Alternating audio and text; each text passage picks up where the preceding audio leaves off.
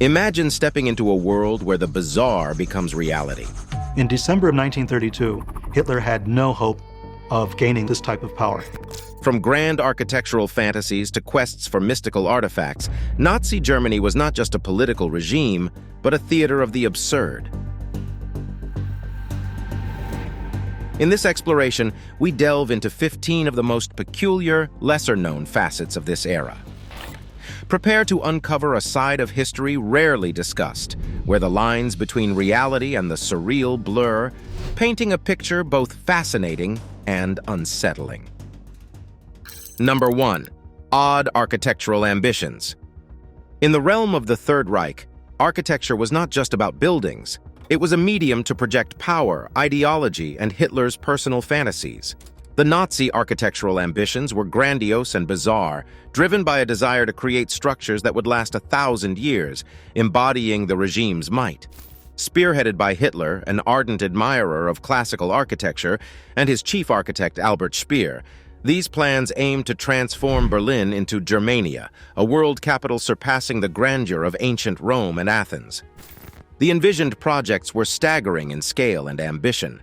The Great Hall, designed to be the world's largest dome, could house over 180,000 people, a symbol of the Nazis' perceived invincibility. Then there was the Triumphal Arch, dwarfing Paris's Arc de Triomphe, intended to bear the names of Germany's World War I dead. These structures were more than mere buildings.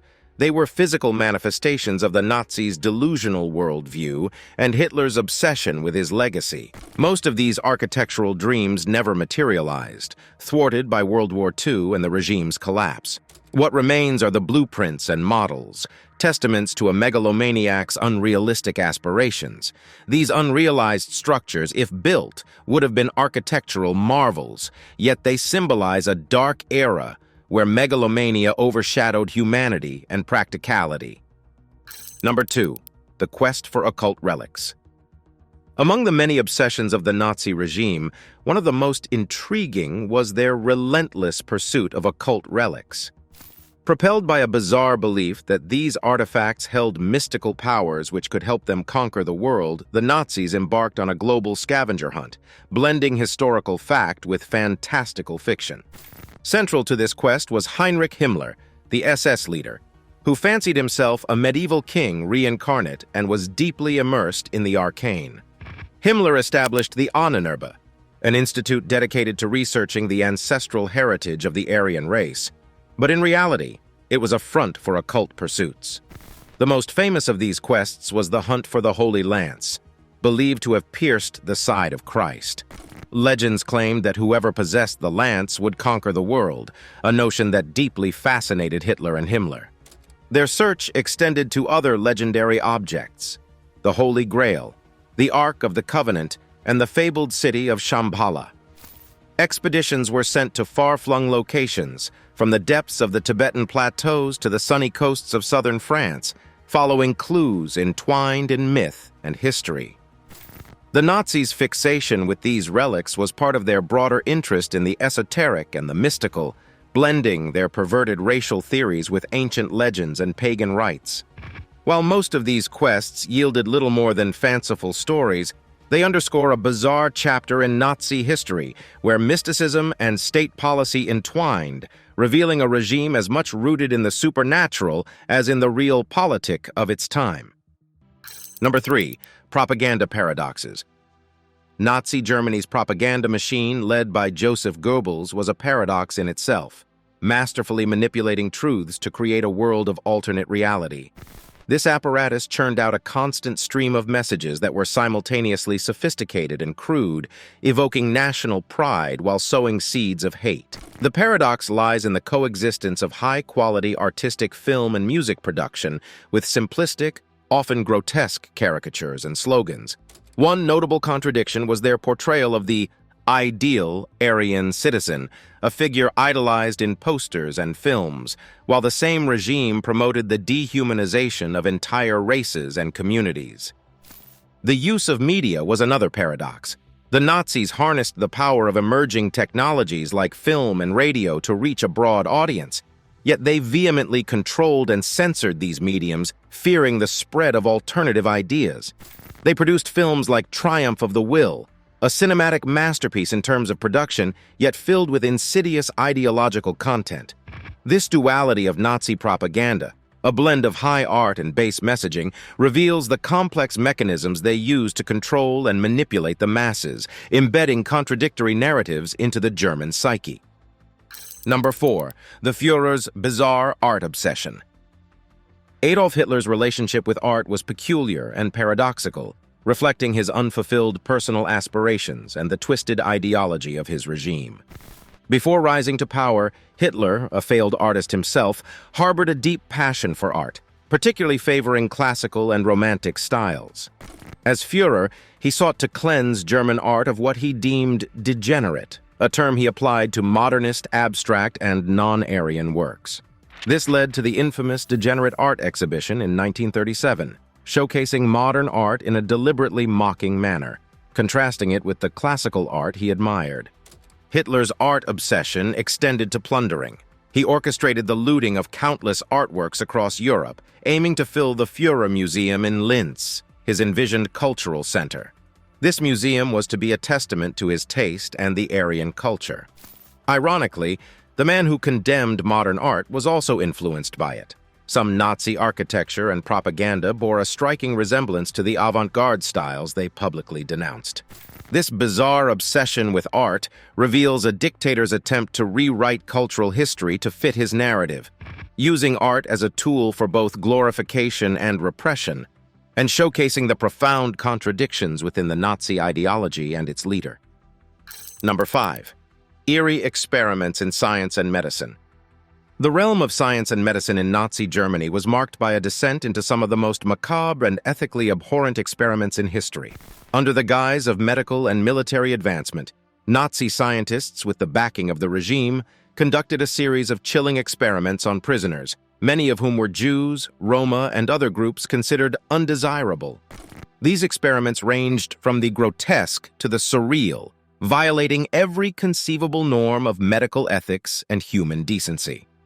One of the most notorious examples was the hypothermia experiments at Dachau concentration camp, aimed at discovering ways to treat German pilots downed in cold waters. Prisoners were subjected to freezing temperatures, leading to frostbite, gangrene, and death. Similarly, high-altitude experiments were conducted in pressure chambers, mimicking conditions at extreme altitudes, often resulting in fatal outcomes. Moreover, there were experiments that ventured into the realm of the bizarre, such as attempts to change eye color to fit the Aryan ideal, and the injection of lethal diseases to study their progression and potential treatments. The most eerie aspect was the dispassionate, clinical manner in which these experiments were conducted, reflecting a chilling detachment from human suffering. These eerie experiments serve as a stark reminder of the depths of human cruelty when science is perverted by ideology, where the pursuit of knowledge becomes entangled with the darkest aspects of human nature. Number 6. The Enigma of Nazi UFO theories. Among the myriad of enigmatic stories surrounding Nazi Germany, the theories about their involvement with UFOs and advanced aerial technology stand out for their blend of fact and fiction. Propelled by their significant advancements in rocketry and aeronautics, rumors and speculations flourished about the Nazis developing revolutionary, almost otherworldly aircrafts, often described as flying saucers. Central to these theories is the supposed Die Glock, the bell, a mysterious bell-shaped device rumored to be a Nazi scientific marvel. Some accounts describe it as an anti-gravity or even a time travel machine, attributing to it capabilities far beyond the known scientific advancements of the era.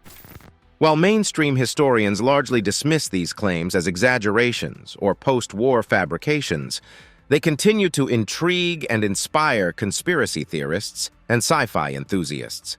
Adding to the intrigue were reports of unusual aerial phenomena over German skies during the war, which some speculate were test flights of experimental Nazi aircraft. These accounts have been linked with the Vril Society, a purported secret organization involved in esoteric practices and alleged to be working on advanced propulsion technology. The allure of these UFO theories lies in their mixture of historical fact and imaginative speculation. The Nazis' real achievements in rocket technology, epitomized by the V-2 rocket, provide a factual basis that fuels more fantastical theories about what else they might have been capable of developing in secrecy. This blend of truth and myth has cemented the enigma of Nazi UFO theories in popular culture, straddling the line between historical curiosity and the realm of science fiction. Number 7. Secret societies and shadowy groups. Nazi Germany was a regime shrouded in secrecy and intrigue, and this extended to the myriad of secret societies and covert groups that operated within and alongside it. These organizations, with their hidden agendas and mystical practices, contributed significantly to the mystique and terror of the Nazi rule. One of the most influential of these groups was the Thule Society, a pre-Nazi occult group that played a crucial role in the early ideological formation of the Nazi Party. With its roots in mysticism and Germanic folklore, the Thule Society propagated beliefs in the racial superiority of the Aryan people and the need for a nationalistic rebirth of Germany, ideas that were later adopted and amplified by the Nazis. Another significant and more notorious organization was the Ahnenerbe, an institute founded by Heinrich Himmler. Officially tasked with researching the archaeological and cultural history of the Aryan race, the Ahnenerbe was in reality a front for pursuits in the occult and paranormal, often conducting expeditions to seek out mystical artifacts and ancient relics. The SS itself, under Himmler's leadership, was steeped in esoteric symbolism and rituals, drawing inspiration from Teutonic Knights and ancient Germanic tribes. Himmler envisioned the SS as an elite brotherhood, bound by mystical rites and a shared belief in their historical and racial destiny. These secret societies and groups played a crucial role in shaping the ideological and spiritual underpinnings of the Nazi regime. Their activities, ranging from esoteric research to the orchestration of genocide, reveal a chilling blend of mysticism and pragmatism. The legacy of these organizations continues to provoke both fascination and horror, offering a glimpse into the darker, more secretive aspects of the Nazi era. Number 8. The curious case of animal breeding programs. In their quest for racial purity and supremacy, the Nazis extended their ideology to the animal kingdom through bizarre breeding programs. One of the most surreal of these was the attempt to resurrect the extinct aurochs, an ancient wild ox, seen as a symbol of pure Germanic strength. The project, known as the Heck Cattle Breeding Program, aimed to recreate the aurochs by selectively breeding domestic cattle with similar characteristics. This program was part of a broader effort to manipulate nature to fit the Nazi vision of an ideal world. It was overseen by zoologist Lutz Heck, director of the Berlin Zoo, and his brother Heinz, director of the Munich Zoo. They sought to bring back the aurochs as part of a broader plan to repopulate the forests of Europe with animals from Germanic folklore and legend. Another peculiar venture was the creation of the Lebensborn program, which, while primarily focused on human breeding, also had implications for animal breeding. The program aimed to propagate Aryan traits and was linked with efforts to breed racially pure animals for the Reich. These animal breeding programs, though largely unsuccessful in their goals, underscore the extent of the Nazi regime's obsession with purity and control. They reflect a bizarre chapter in the history of eugenics, where the line between human and animal breeding blurred under a distorted ideology. Number 9. Classes without clothes in the GDR.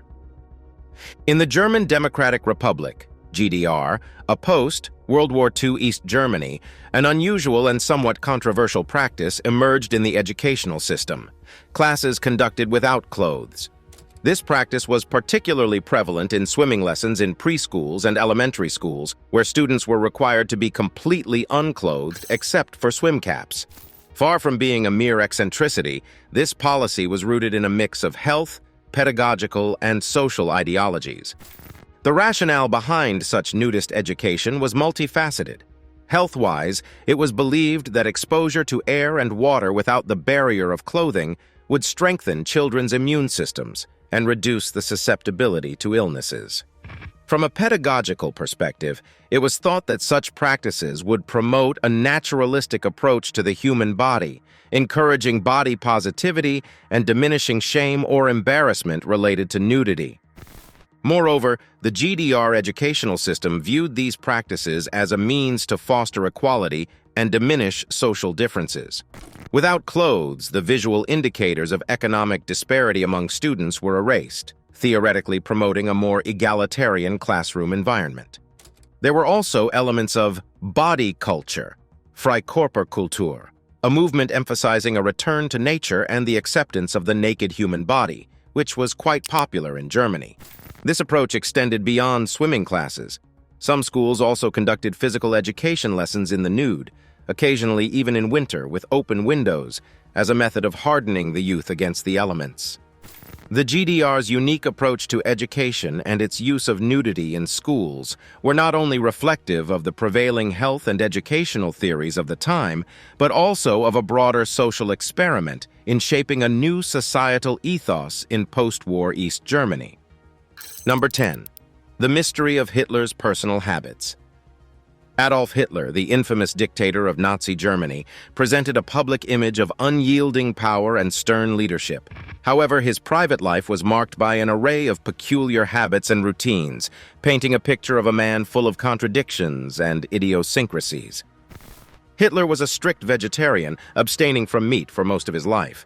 His vegetarianism was rooted partly in health reasons and partly in his love for animals, an ironic juxtaposition given his ruthless disregard for human life. He was known to lecture his guests on the benefits of a meat-free diet, often to the point of making them uncomfortable. His obsession with personal hygiene and cleanliness was almost phobic. Hitler bathed multiple times a day and was excessively cautious about germs. He also suffered from various ailments and phobias, relying heavily on a cocktail of drugs prescribed by his personal physicians, including amphetamines, barbiturates, and opiates, which likely affected his mental state and decision-making. Moreover, Hitler's sleep patterns were irregular. He often worked late into the night and woke up late in the morning, a routine that disrupted the schedules of his staff and military officers. His relationship with sleep was also influenced by his reliance on drugs, which further exacerbated his irregular sleeping habits. Despite his public image of virility and strength, Hitler's personal life was marked by a series of complex and troubled relationships, especially with women. He was known to be both charming and manipulative in his private interactions, displaying a dichotomy between his public persona and private behavior.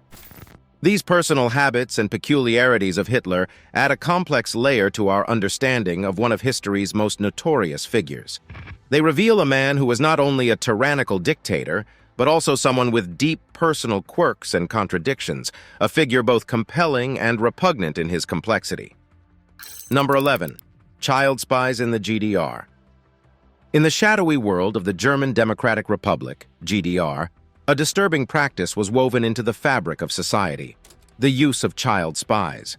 Orchestrated by the Stasi, the notorious East German secret police, this system involved the recruitment and training of children to become informants, turning them into tools of state surveillance. The involvement of minors in espionage activities was a striking manifestation of the state's intrusion into the most private spheres of life.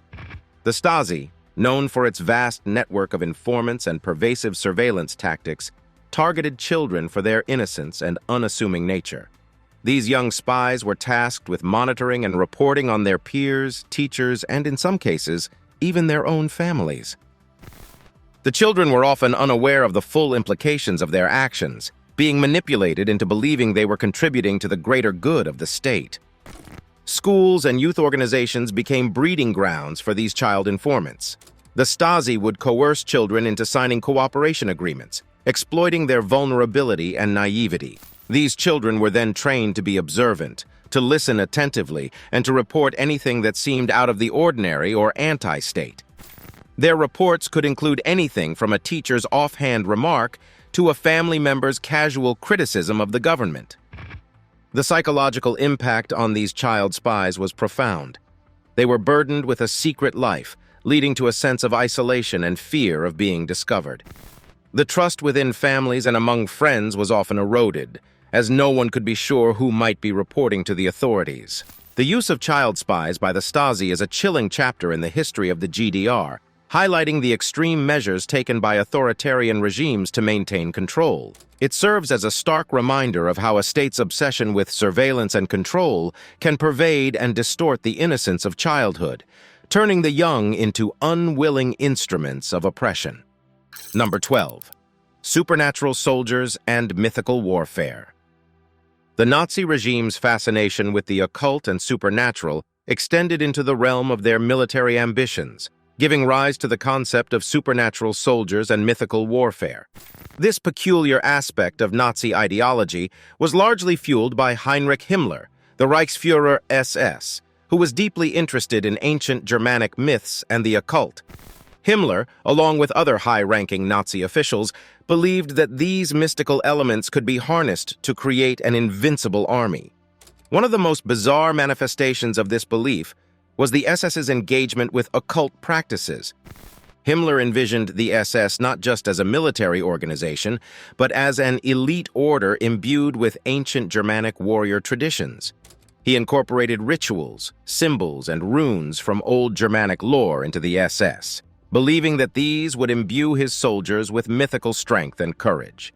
The Ahnenerbe, an institute established by Himmler, conducted extensive research into the occult, pagan rituals, and the supernatural.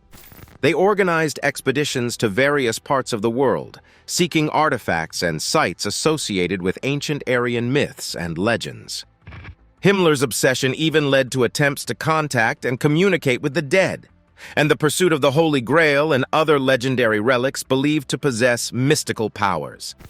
These esoteric pursuits were complemented by a fascination with astrology and prophecy.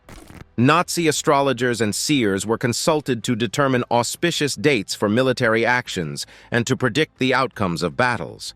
This reliance on the supernatural for military strategy was a striking departure from traditional military practices. While most of these endeavors remained in the sphere of fantasy and propaganda, the idea of supernatural soldiers and mythical warfare reflects a unique aspect of the Nazi regime's ideology. It underscores their willingness to blend mysticism with military strategy, creating a bizarre and unsettling chapter in the annals of warfare history. Number 13. The puzzling pursuit of Aryan artifacts. The Nazis' obsession with racial purity and superiority extended into a peculiar and fervent pursuit of ancient Aryan artifacts. This quest, driven by a mixture of pseudoscience and mysticism, involved scouring the globe for relics believed to be connected to the mythical Aryan race. The regime, particularly under the direction of Heinrich Himmler, saw these artifacts as keys to unlocking supernatural power and legitimizing their ideologies of racial dominance. Central to this pursuit was the Ahnenerbe, an institute tasked with researching the Aryan heritage, which orchestrated numerous expeditions. Archaeologists and researchers under Nazi auspices ventured into various regions, from the deserts of North Africa to the icy landscapes of the Arctic, in search of these mystical artifacts. The most sought-after relics included the Holy Grail, believed to grant eternal life, and the Spear of Destiny, said to ensure victory to its holder. These expeditions were not mere academic endeavors, but were laden with ideological significance. Finding these artifacts was believed to prove the historical and cultural superiority of the Aryan race. This belief was rooted in a convoluted interpretation of history, where myth and reality were intertwined to fit the Nazi narrative. The regime employed these pursuits to fuel its propaganda, using the allure of ancient mysteries to captivate the public imagination and reinforce their racial doctrines. Moreover, the quest for Aryan artifacts was tied to the Nazis' broader agenda of cultural plunder. Artworks, religious relics, and cultural treasures from conquered territories were systematically looted, with the most prized items earmarked for Hitler's planned Führer Museum in Linz, envisioned as a showcase of Aryan cultural dominance. Number 14. The esoteric world of Nazi symbolism. The Nazi regime intricately wove a tapestry of esoteric symbols into its identity, creating a powerful and ominous visual lexicon. These symbols, steeped in mysticism and ancient lore, were not mere decorative elements but strategic tools used to communicate and reinforce the party's ideologies. Far beyond the infamous swastika, a plethora of symbols and insignias were employed, each with its own deep, often dark, significance. The swastika itself, an ancient symbol co-opted and corrupted by the Nazis, became the most recognizable emblem of the regime. Its geometric precision and stark contrast embodied the Nazi ideals of order and racial purity. Similarly, the SS runes derived from ancient Germanic scripts symbolized power and elitism, reinforcing the notion of a superior Aryan race. The Totenkopf, or Death's Head, another potent emblem used by the SS, signified loyalty unto death and served as a chilling reminder of the regime's ruthlessness. Other symbols like the Black Sun, an intricate design featuring 12 sig runes radiating from a central point, were embedded in the architecture of SS buildings. This symbol reflected the Nazis' fascination with the occult and their attempts to revive pagan Germanic traditions. The use of these esoteric symbols extended to flags, uniforms, and even everyday objects, creating a pervasive and inescapable presence in Nazi Germany. Number 15. The bizarre world of Nazi-endorsed entertainment. Entertainment in Nazi Germany was a peculiar blend of state propaganda and cultural engineering, designed to both distract and indoctrinate the population. Under the strict supervision of Joseph Goebbels' Ministry of Propaganda, every aspect of entertainment, from cinema to music, theater to literature, was meticulously controlled and used as a tool to promote Nazi ideology. Cinema was particularly instrumental. Films produced during this era ranged from subtle propaganda to overtly ideological works. Directors like Leni Riefenstahl crafted visually stunning films such as Triumph of the Will and Olympia, which, while groundbreaking in their cinematic techniques, were designed to glorify the Reich and its leader. These films were complemented by a slew of other productions that ranged from portraying idyllic depictions of Aryan life to demonizing perceived enemies of the state. Music, too, was co-opted by the regime. While classical music was exalted as the pinnacle of Aryan culture, with composers like Wagner and Beethoven celebrated, other genres such as jazz and swing, associated with African American and Jewish cultures, were denigrated and banned. The regime organized degenerate music exhibitions and concerts, showcasing these styles as examples of cultural decay. Theater and literature were not immune to Nazi influence either. Plays and books that did not align with Nazi ideals were censored or banned outright, while those that glorified the regime and its values were heavily promoted. Book burnings became a notorious symbol of this cultural repression, as works by Jewish authors, political dissidents, and others were publicly destroyed.